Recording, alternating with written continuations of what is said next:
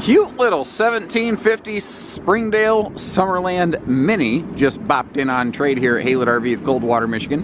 3,210 pounds, late model, barely used, very well kept, and previous owner even did a couple little extra additions to give it some nice extra storage inside that this model really benefits from.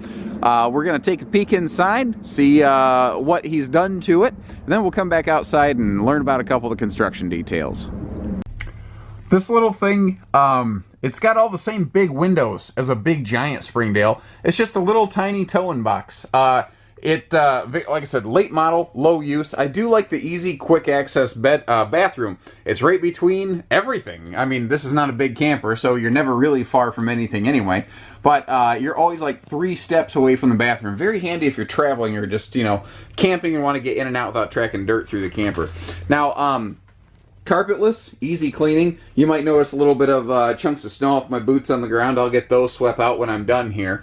All LED lighting, which is a nice thing on this. This actually has a seamless one-piece floor. It's funny, I'm talking about construction now. I said I'd do that outside. Maybe we'll just do a nice quick tour outside. So seamless one-piece floor, so you don't have to worry about floor decking kind of bucking loose and causing like seams on the floor between them.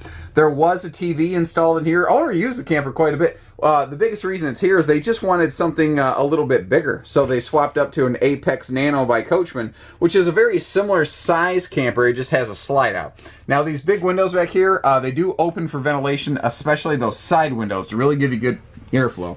If you look down under the table, you can actually see 2 sets of pedestal mounts. So the table can go north-south or it can go east-west, depending on your orientation, obviously, as it were. So you can really make it function like a comfortable couples dinette, but what's great about this thing is it's almost pretty close to a 7-foot dinette.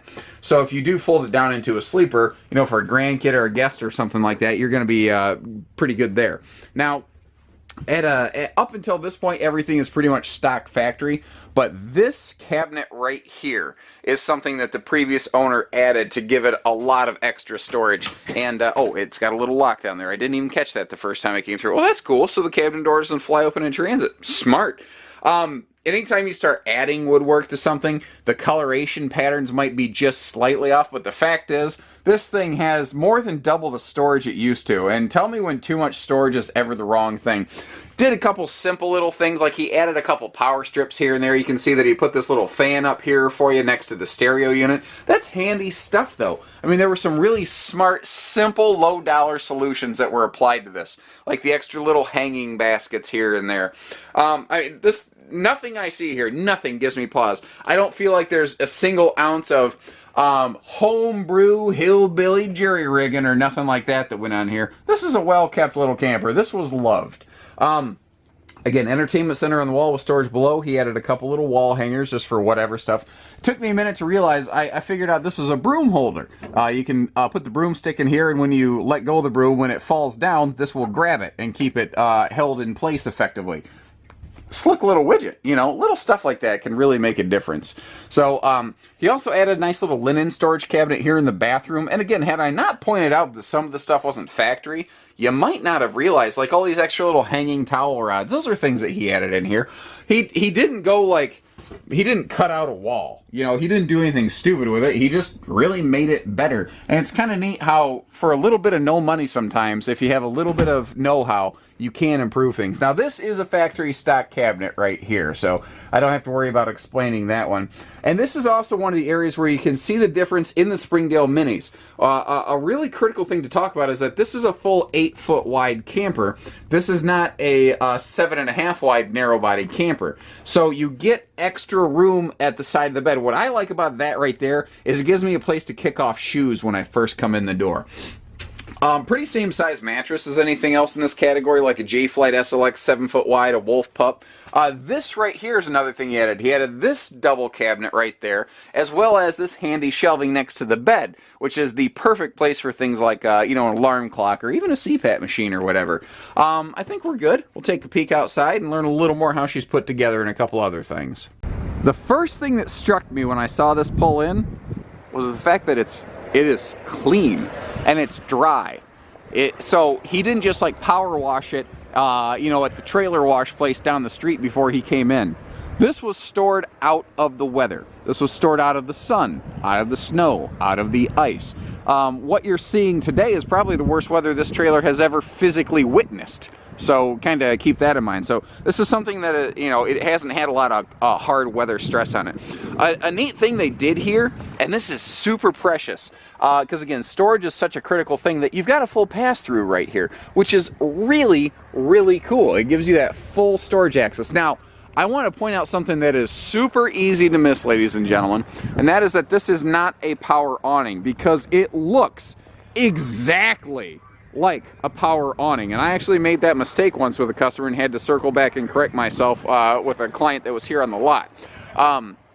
What's neat about that, though, is that Lippert Solera awning, it's actually a component modular awning. It is theoretically possible to upgrade that to a power awning if you swap out an awning head. That's the only one that'll let you do that. It is also, though, easy tilt. With 2 fingers, you can pull that awning arm down. And it is spick and span, this thing. Super, super clean. I do like the fact that the windows are tinted, and I really want to point that out because there are a lot of... oh, don't fall, Rick. Icy out here, bud. Sorry, saw our service manager just about kill himself. I don't want to see that happen today. I don't want anyone to get hurt. What was I saying? Oh, windows. These are tinted. In this class and category and price point, there are a lot of campers that don't have tinted windows.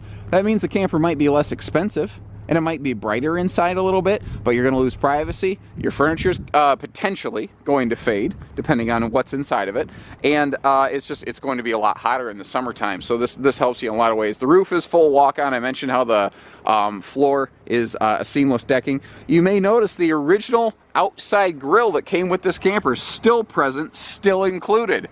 So not only did the owner add enhancements to this, but he also wasn't a scavenger. As far as used RVs go, I don't like to give anything a 10 because, you know, it is pre-owned or whatever, but I give this a solid 9.5. This is about as good as you're going to get a used camper. What's nice, like, perfect for first-timers. So whether you're a single or a couple or something like that, like maybe there's just 2 of you and you've got a reduced capacity vehicle, or you just don't need a giant camper. Something like this would be perfect for either casual camping, for first-time camping.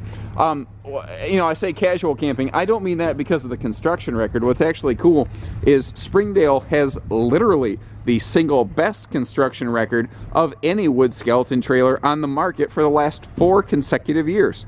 That's one of the things I like about being a Springdale dealer brand new. They stay in your driveway. They don't come to ours.